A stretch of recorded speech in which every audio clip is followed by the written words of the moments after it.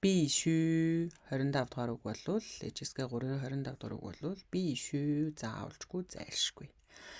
上课时必须认真听讲不能说话гэнэ.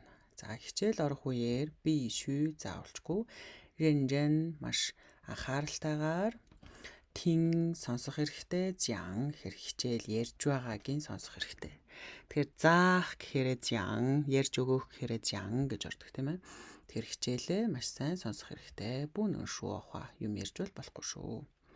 比赛前必须好好休息. Тэмцээний өмнө заавалжгүй сайтар 休息 амрах хэрэгтэй.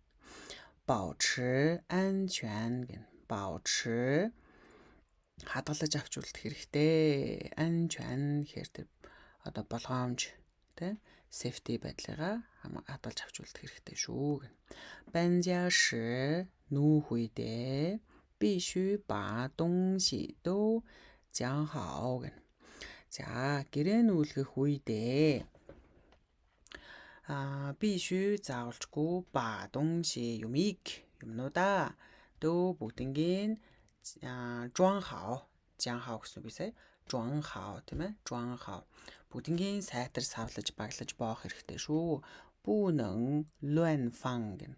За 乱 замбраагүй тавьж болвол болохгүй. Юмнуудаа хайрцаг савндаа маш сайн хийх хэрэгтэй шүү л гэнэ. За阿姨说学中文必须每天练习.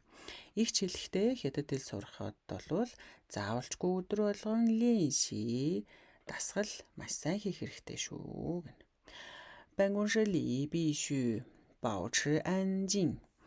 Офис дотор бол заавалжгүй чимээгүй байдлыг хадгалж авч үлдэх хэрэгтэй буюу чимээгүй байх хэрэгтэй. Тайван байх хэрэгтэй. 不能大声说话. Чанга дугаар юм ярьж болвол 不能 болохгүй шүү гэнэ. За даалгавар энэ байна. 必须 заавалжгүй зайлшгүй.